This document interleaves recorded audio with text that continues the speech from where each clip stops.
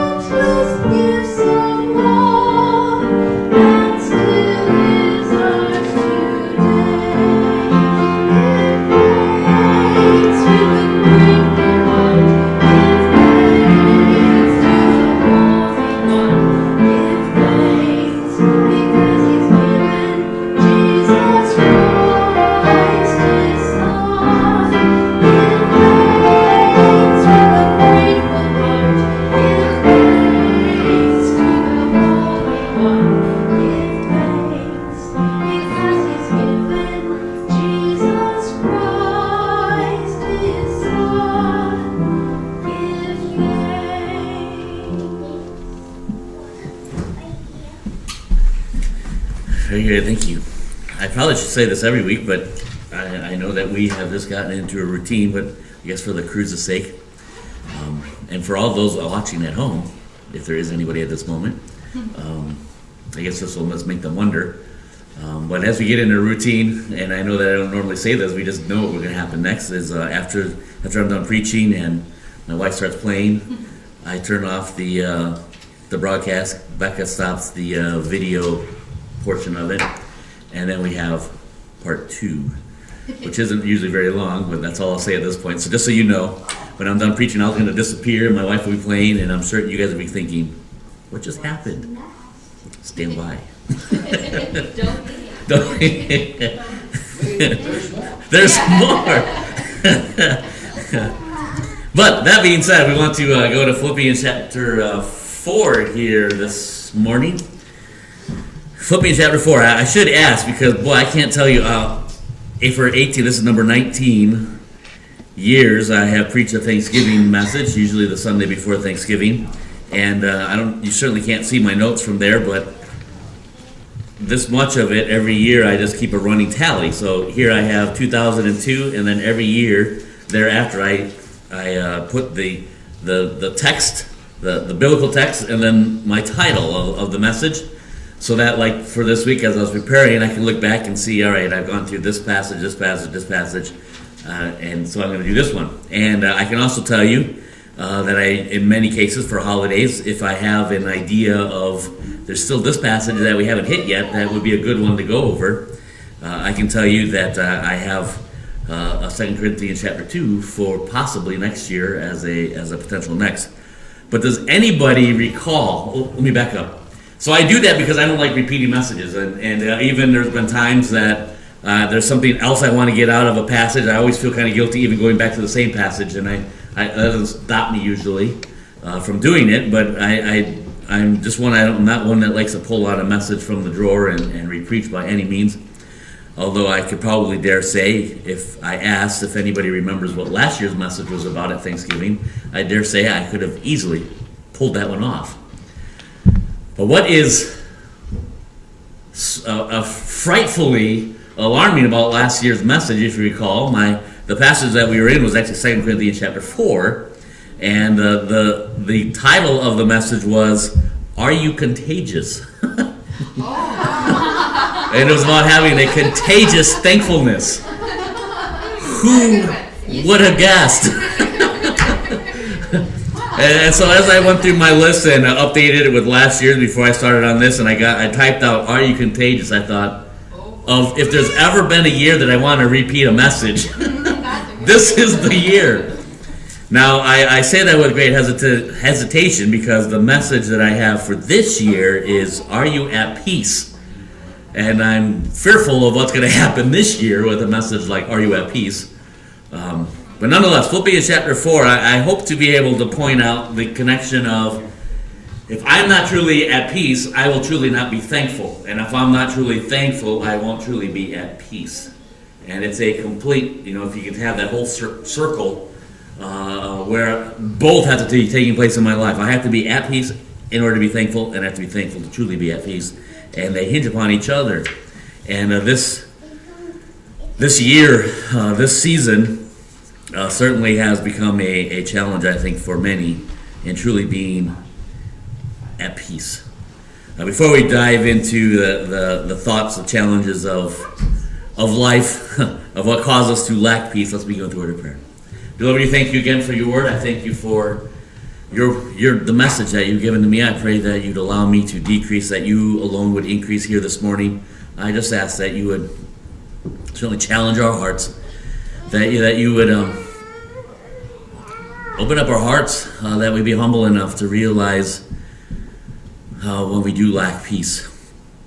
Perhaps even this week as we try to do at least a facade of thankfulness, but while our hearts are in turmoil, while there truly is a lack of true, genuine peace in our hearts, I pray that you would just remind us, direct us to your word, and that you be honored and glorified here this morning.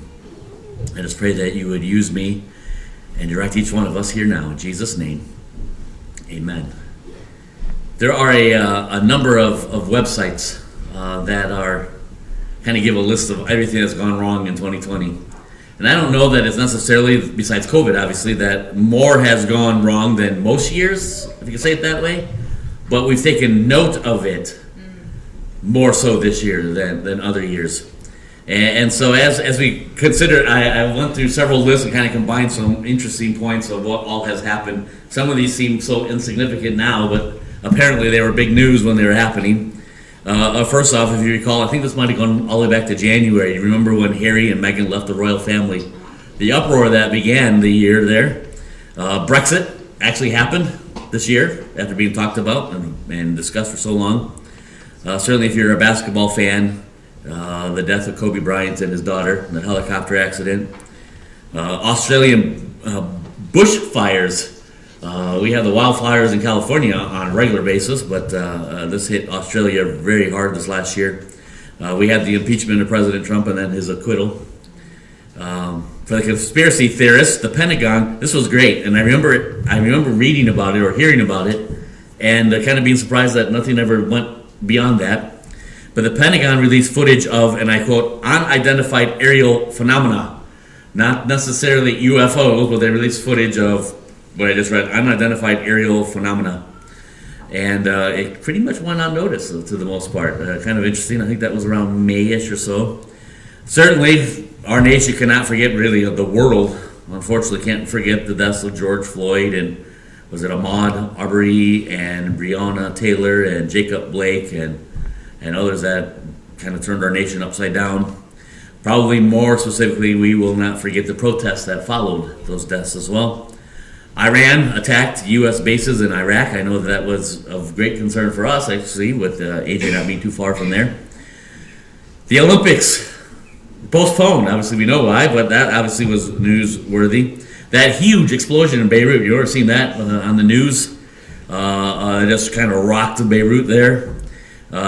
This one really kind of just stuck away. I think in most years this would have been all over the news, but this year kind of disappeared in our problems. But there was another Ebola outbreak in the Congo, just as bad as perhaps other years, and it just kind of disappeared in the news line. More recently, the death of Alex Trebek, that actually made the list. Certainly for those that are Jeopardy fans, that was very big, I suppose. Certainly this year would remind us, we will always remember the meat and more specifically the toilet paper shortage of 2020. This was funny, and I kid you not, this was on one of the lists of the catastrophes of 2020. The support for Windows 7 ended. I hope we survived that. If you need help, if you need support groups for the end of support for Windows 7, talk to me afterwards. For the Marvel lovers, the death of Black Panther, or more specifically the actor who portrayed the Black Panther. Remember the murder hornets? Those are supposed to be the big deal, and that kind of disappeared. This one has to be one of the funniest, though. This is multiple websites, all the tragedies of the event, and I can't say this. I'm just going to read this. Listed as one of the tragedies of 2020, Justin Bieber released a new album. There's a list of tragedies. Sorry, I literally, as I was reading through that, yeah, I lost it. Another one also that was rather maybe strange in the list of tragedies of 2020 was the death of a pregnant elephant in India. I don't recall hearing that at all. I thought, as I'm hearing of all these other deaths of people and well-known people and certainly explosions and on and on the list goes. When as you're reading just the bullet points and it says the death of an elephant, I had to click on the storyline to figure out why is that significant. Because they never forget. That's true. That's true. They never forget. Well, apparently in where did this happen? It was in India. Some locals had left, for whatever reason, they stuffed a pineapple full of firecrackers and said pregnant elephant ate the pineapple, and somehow, and I don't understand this either, the firecrackers exploded. I don't know how that works. Was she like part dragon and had a flame inside? I don't know how that all happened. But anyway, I guess it was very tragic news, at least for those in India. But I have to admit that it was rather humorous to read the death of a pregnant elephant. But nonetheless, even in our small circles, just before last Thanksgiving, Mrs. Kiltram passed away. And then Milton, who hasn't been here for a number of years, but he passed away in April. Nicholas, Mrs. Dustin, here this last August. Mrs. Joanne Negley-Schmidt hasn't been in this church in many years, but one of our charter members died last month. John Miller, here just a couple weeks ago. It's certainly not a death by any means, but an impact that definitely had an impact on our little circle of 2020. It was the Stenbridges moving to Tennessee, and I certainly can't blame them. I kind of wish they would have taken us all with them. But certainly that had an impact as well on us. And so even in our small little circle, 2020, as we take note of it, has had an impact on all of us in different ways. And so the question that I want to ask is, and it seems somewhat ironic to ask this after even those lists, are you at peace? Are you truly at peace? We want to look at Philippians chapter 4, verse 4. As we look at rejoice in the Lord always, and again I say rejoice. There was no video recording of this as far as I know, but before the service started, before all of you were here, I was trying to get Caitlin to join with song with me in the round of Rejoice in the Lord Always, and I was doing it in my deepest baritone voice, kind of opera style, and all I got was an eye roll and a head shake, and I got nothing from the back corner over there. But do we know the reality of rejoicing in the Lord always? And again, I say rejoice. That word rejoice, not a surprise in the Greek. It literally has the idea of to be cheerful, to be calmly happy. And I like that definition. To be calmly happy. To be glad. Have you ever observed someone who was oddly happy and you wondered, what's wrong with them? Someone who well, you know, the reality of there's something going on, and this person just seems to have that smile that they shouldn't be having, and you question their thinking. Without taking the time, let me remind you that it was Paul who penned those words. He was the human hand. Obviously, it was all under the inspiration of the Holy Spirit, but it was Paul who penned those words. And even in this very letter in Philippians chapter 1, in verses 28-29, he says, "And in nothing terrified by your adversaries, which is to them the evident token of perdition, but to you of salvation, that of God. For unto you it is given in behalf of Christ not only to believe on him, but also to suffer for his sake." Very next verse, verse 30, says, "Having the same conflict which you saw in me." In other words, Paul's acknowledging from the very start of this letter, I have suffered, and I see you as well suffering. And we're suffering together for the cause of Christ. But it would be that man to this church writing at the conclusion of this letter, "Rejoice in the Lord always." And again, I say rejoice. But you know, it can be very difficult to rejoice when the world has been turned upside down. Here in Illinois, as of last Friday, our restrictions are tightened up again. And the threat of a complete lockdown again on the horizon. It can be hard to rejoice in the Lord always. And many times it's hard because our minds only go to the troubles of 2020. Our minds only go to why I have suffered this year. And Paul has started out the letter again reminding them, hey, you suffered, I've suffered. But let me conclude the letter with this. Don't forget to rejoice. Don't forget to rejoice in the Lord always. Chapter 2 of this very same letter says that you may be blameless and harmless, the sons of God without rebuke in the midst of a crooked and perverse nation, among whom ye shine as lights in the world. The Philippian church had adversaries that caused them harm because of their faith. But rejoice in the Lord always. They had conflict compared to the similarities to Paul himself. And we could go in other places to the Church of Corinth. Paul lists out all the problems he had. We can see it lived out in the book of Acts, the last part anyway, as we pick up Paul's life. We can see the conflict, we can see the struggles, we can see the turmoil that Paul lived through, and yet Paul says, rejoice in the Lord always. And if you forgot the first part, let me say it again, rejoice in the Lord. This church lived as lights in the midst of a crooked and perverse nation, and as such, Paul tells them, rejoice in the Lord always. And again, I say, rejoice. You know, we are not going to find peace in our circumstance today if we put limits on our rejoicing. We will not live peaceful lives when we put limits. I'm peaceful until this happened, and I can't do it anymore. I'm all right until this personally impacted me, and I've lost the means of my peace. No, peace knows no limits, and it's evidenced by a rejoicing in the Lord always. Do we live that out? Verse 5, let your moderation be known unto all men. The Lord is at hand. Now, certainly, as you look at the word in the King James, moderation, that seems to be a word that probably not something that we've used in frequent conversation. But it ultimately is, as piece number 2, has to have great patience. Let your moderation, as I have there on the screen, in the ESV, I believe it says reasonableness. In the New American Standard, it says gentle spirit. Let your gentle spirit be known unto all men. Let your reasonableness be known unto all men. I know, again, there have been things that our governor in Illinois has done that I think has made, especially those of us outside of Chicago, has made much of our state not well pleased with him.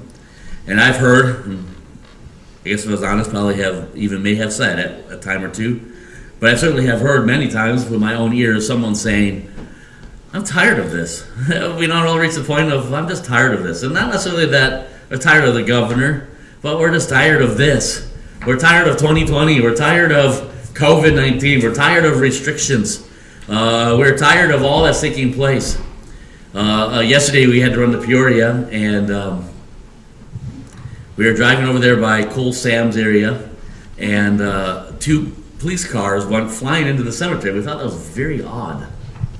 They didn't have lights on, but they were definitely making making haste. And so we just kind of questioned and thought, well, that's strange that there's two police cars obviously on a mission heading through the cemetery. And that's a large cemetery, gravel road. So as they're quickly going, you just see this plume of dust following behind them as they're rapidly heading down somewhere. And as we turn back out then onto War Memorial, here comes those were two city police officers. A Peoria County officer came flying around the corner, still no lights, but seemingly going to the same spot. And as we sat there at the light and then made our way kind of towards home, towards Hy-Vee area, there in the cemetery was a funeral that I bet had to have over 100 people. And as of Friday, we're only supposed to have 10 people at a funeral, specifically. Even outside, you're only supposed to have 10 people outside for a graveside service. And as we drove by, in fact, we had to turn around and come back to get something else we had forgotten. And sure enough, there's those 3 police cars sitting right there with this massive group of people. And I don't know the story, I don't know the details, I don't know what was going on. They certainly weren't sending anybody home, but they were definitely there. And boy, you just kind of shake your head and think, what have we come to in 2020 that even a large gathering in a cemetery has brought out the police? Now, from what we can see, and I'm not trying to profile anybody, but it did look like the group, they had rough edges, that's a good way of saying it. There was definitely rough edges involved with this very large group.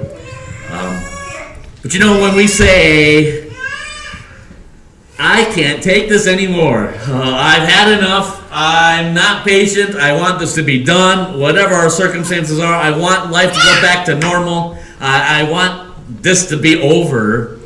We aren't very peaceful in our hearts, obviously, we can't deny that we aren't very peaceful in our hearts. And peace has great patience. Are you at peace? Back when I was still in my 20s and I was an assistant pastor in West Bend, Wisconsin, our church was rather a larger church. We had a church softball team, and we played other churches kind of in probably about an hour and a half circumference of our church. And I've always loved baseball. From childhood I've loved baseball, and softball is more of just the old guys game because the pitches slow down and the balls get bigger, and so it works out well for those of us that are getting older now. Obviously, in my 20s, I was one of the younger guys on the team, and at that time, I was the one that had perhaps the most energy and the most desire to actually play and score and all of that. But what I loved playing all these other different churches was I loved watching the pastors. I was just an assistant pastor, but I loved watching the pastors. There were many pastors, many churches where the pastor sat on the sideline and cheered. And obviously, as an assistant pastor, I got to know other pastors, and I would, in conversation, talk with them, and it would be one of two reasons. Number one, they'd have health reasons why they couldn't play ball. Or number two, they knew that they couldn't handle playing ball. And so it was just best for them to be on the sidelines cheering. But for the pastors that played the game on the field, there were two very distinct, broad spectrums of pastors. And I don't know that there was anybody in the middle. It was either this extreme or that extreme. And I can almost sum it up this way as the difference between my brother Bob and I, even growing up. There were the pastors that were, we are going to win this game, and if you are on my team and you are the cause for winning this game, you will be voted out of my church, kind of mentality. And then on the other side of the thing was those pastors that were just like, hey, this is fun. This is a great time. And I just kind of love watching the interactions of churches and pastors and all of that as they dealt with each other. My pastor played, in fact, I think he was the pitcher for our team. He was a little more on the uptight side. He was a little more on the Bob side. He was a little more that if someone made an error, while the rest of us are kind of slapping each other in the back and teasing each other for that was a good one. That was a good move. You look great, but you missed the ball. You can see my pastor was mostly bald, and as the pitcher, all of us were standing somewhat behind him, except maybe the first base and third baseman could kind of see the front side of him. But you'd see the red go up his neck, and then his ears would turn put the sunglasses on bright. And I just like playing baseball with Bob growing up, you have to cautiously enjoy the game because you know that they're no longer enjoying the game. This isn't fun anymore. I enjoy it. If we lost by 32 points, 32 runs in a baseball game, I'd still have fun. hey, this is great. Get to play ball with the guys and have some time of fellowship and laugh at each other. And, we had some guys that weren't, I guess if I can say it this way, when I was in the 20s, we had some 40-plus-year-olds like me now that would be out in the outfield, and you'd see the ball should have been an easy catch, and there's no gas in the engine to get to the ball. And it was funny. It was fun. It was just, hey, somebody get that guy some oxygen out in the field. And the pastor's ears are just beet red, just frustrated. How could he let that ball drop? Well, the reality is that as we live out life requires patience. And Paul makes it very clear to a church that is suffering persecution. He says this, let your moderation, let me say it this way, let your gentle spirit, let your reasonableness be evidenced to all men. You want to know what peace looks like? It is something that is evidenced to all men. It is a reasonableness. It is a gentle spirit that becomes very evident. Now, I'm not saying we should never get uptight about something. I'm not saying that there's never a time that we should get frustrated. I'm not saying there's probably still going to be times that the red's going to hit our ears. But the reality should be is if I'm truly living in peace, we've got to be able to show our gentleness to all mankind. And I can also say that many times that can be a struggle. Many times that can be quite a hill to climb. But if I truly want to be thankful, I've truly got to be living in peace that is showing my moderation before men. We've all had those circumstances where somebody is literally blowing up beside us. And if you've lived in that scenario, you know that it's usually not all that enjoyable for the ones outside that circle. Am I at peace? And is it evident in my heart and life? Let me say it this way. This is not a command as far as an active command of make sure you bite your tongue and hold your peace because it's really important that others see you that way. This is more of a statement that says, and here's what peace will look like. Peace will look like evidently before all men. It's going to be shown before all men. In other words, a lot of us can say, well, I don't have an anger problem. And everybody around us is going, yeah, you do. If you truly understand what true peace is, it is something that is going to be evident to all. It's going to be something that is going to be clear to all. COVID-19 is something that has caused a lot of lack of peace, a lack of patience. But maybe be reminded, peace knows no limit. And secondly, peace has great patience. Verse 6 and 7. We know these verses. Be careful for nothing or be anxious for nothing, but in everything, by prayer and supplication, with thanksgiving, let your requests be made known unto God. Here's the connect. Verse 6. If I am at peace, and not anxious about anything, it connects with being thankful and offering prayers with thanksgiving to my God. Those go hand in hand. Peace number 3, has no anxiety. Be careful for nothing. Be anxious about nothing. Verse 6 is wonderful because it answers the question before we even able to ask it. Be careful for nothing. The question would be, the unasked question, how? How can I not be anxious about anything? How can I live through life and not be worked up, overwhelmed, frustrated, discouraged, even at times angry? How can I truly live life and not be anxious about nothing in life? Are we not alive? Are we not observing? Are we not seeing? How can I see what's going on and not be anxious? Well, the answer is given to us before we have a chance to ask the question. Be careful for nothing. But here's how you fix it. In everything, by prayer and supplication, with thanksgiving, let your requests be made known unto God. This is not a prescription medication. This is not just something that I can write and say, write a prescription and say, take a little bit of this and it'll make it all better in the morning. But it is truly something that as we learn how to have that thanksgiving, we realize how we can live with lack of anxiety in true peace. We can begin to kind of see the circular thing going on here as well. I need peace so that I can truly be thankful. But I've got to be thankful so that I can truly understand peace. And in 2020, I think this is important because it's a struggle probably for all of us to truly be at peace. But if that's the case, then it's truly a struggle for all of us to be thankful. Do we see the connection? From among their midst, right there, one of their own church members is probably being reminded of that very reality. Just imagine, here you're a church, you're a suffering church, you're standing for Christ, as it already says in chapter 2, but you're suffering for it. And as Paul points out, with all the things that Paul suffered, Paul says to them, you're suffering the same way I am. That puts them at a pretty high bar of suffering, if you read through the list of what Paul went through.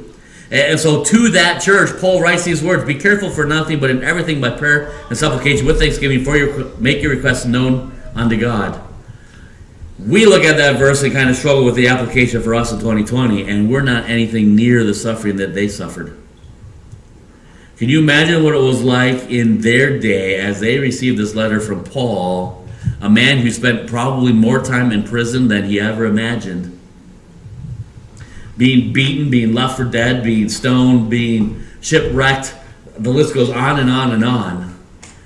A man that had suffered much points to the church in Philippi and says, you guys have suffered to the same extent that I have, but here's what you need to know. Be anxious about nothing. But here's how you do that. Offer prayers and supplications with thanksgiving unto your God. I've got to think, and again, this isn't written for us, this is certainly reading between the lines, but I've got to think in the humanity side of it that somebody in that church is saying, that's really easy to say, but how do you do that? How do you do that? Maybe there's somebody in that church that has a wife who has just saw her husband being marched off to prison because he stood for Christ. Paul, how do we live this out? There's somebody, undoubtedly, there's a child who's now an orphan because he saw both of his parents' lives being taken because of their faith. And in their maybe teenage heart, they're crying out and saying, Paul, this is great and all to put on paper for us, but what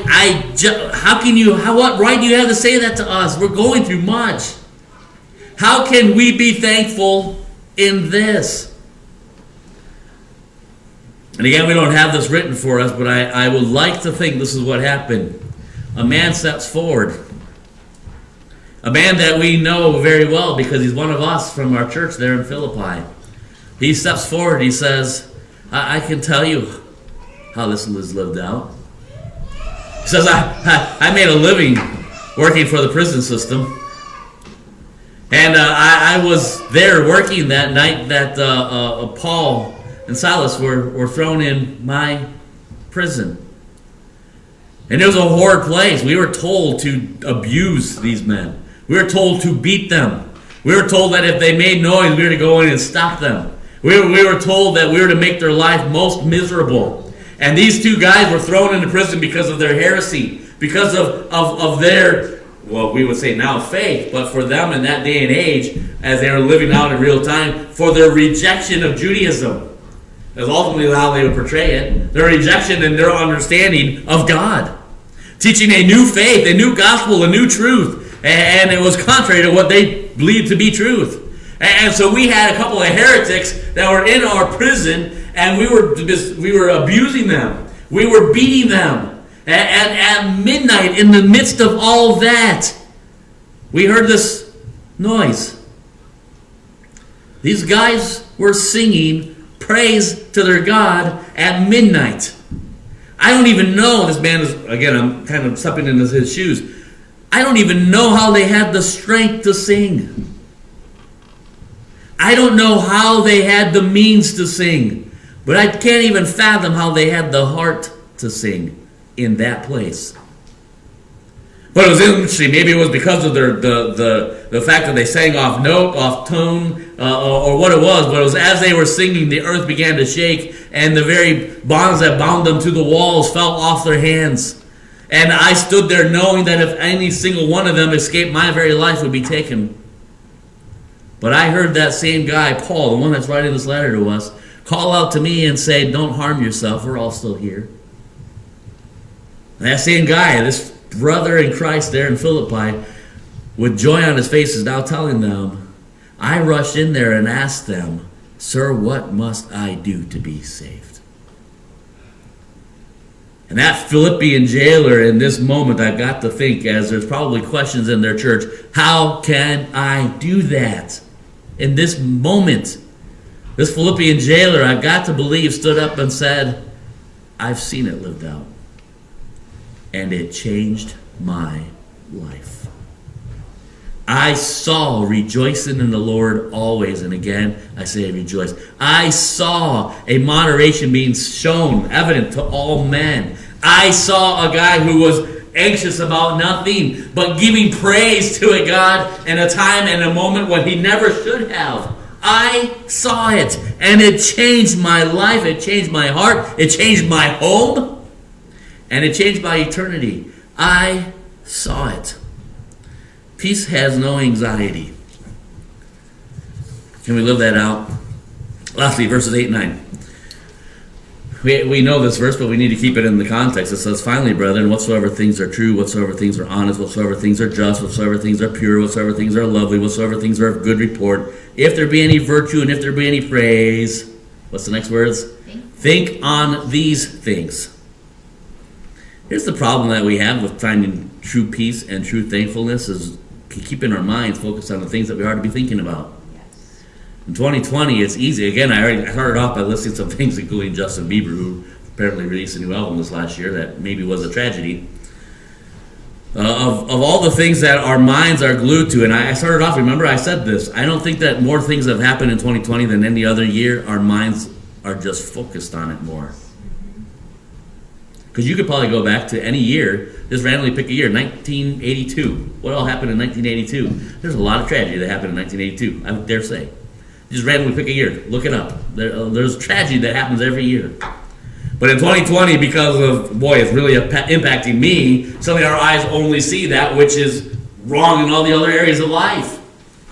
Well, what does verse 8 say? Hey, you want to learn how to have peace and true thankfulness, especially in Thanksgiving time frame, but for all year, here's what you need to be thinking on. Direct your hearts and your minds to be thinking on these things. Are there steps, let's think even about the COVID thing. Are there certain odd steps that are being taken at times that almost seem contradictory? Absolutely. I won't even begin to mention the comments about the mask. Wear a mask, don't wear a mask. Wear a mask, don't wear a mask. Masks work, masks don't. The list goes on. Are there real living people who have died or who are dying right now from this virus? Sadly, yes. Do our politicians have medical degrees? Not most of them. Do our medical physicians know all that is needed for this virus? Probably not. The thing is, there are a few things that seem amiss through all of this. That is indeed true. And I'm not trying to make a political statement here. I'm not talking about our rights and our freedoms and our privileges and what we need to do to make sure we connect those. That's a whole different topic. But I'm asking us is to consider the question, am I at peace? Because peace should not be dictated by if everything else makes sense in life. Peace should not be dictated by the government is doing what I hope they would do. Peace should not be dictated by I'm only at peace when these circumstances work out my way. That has nothing to do with peace. And if I can't have peace, I will not truly have thankfulness. And I cannot truly have peace until I have thankfulness. And they hinge on each other. And this year, 2020, we've got to be able to have peace. Baptists aren't immune to the virus. And they're not immune as well to lack of peace in their hearts, in their life.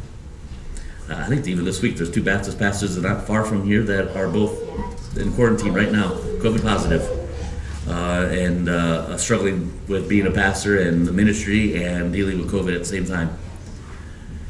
Do we have peace? Verse 9. Those things which ye have heard, both learned and received and heard and seen in me. What's the very next word? Do. And the God of peace shall be with you.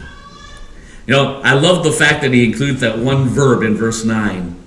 That which you've seen and you've heard and you've witnessed, and Paul's almost saying to that Philippian jailer, hey, you saw this lived out, and I know that your own salvation, the entirety of your family is because of our hearts living out the glory of God even in the midst of a dungeon. But this isn't just something about you to observe and talk about. This is not just something to write back and say, hey, Paul, you're a great guy. We've seen you live this out. Thanks for the example. Paul says, this is what the point is. Not just talking about it. Not just sharing testimonies about it. In other words, he's saying to the Philippian jailer, again, in my fictitious environment of the Philippian jailer stepping forward and saying, hey, I saw this lived out. I was there. Ultimately, what verse 9 Paul is saying to that Philippian jailer is, hey, shh, quiet, shh. Stop just talking about it. Live it. Do it. Now, I'm trying to avoid Nike for obvious reasons, and late in another 2020 incident involving Nike. I'm trying to avoid the promotion of Nike here, but sometimes we've just got to do it. That which you've seen and heard, observed, do. Simple verb. Do. Peace follows our thoughts. We think, and we must do.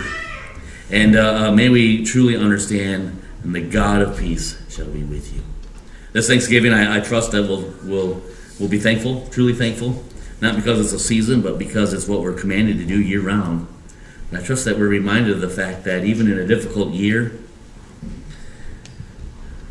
our God is the God of peace. And our God is the God who's always there.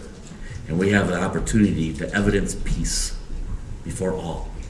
And evidence true thankfulness in that regard. If you're not at peace today, you're not going to be thankful on Thursday. Let's put the two together. Let's pray.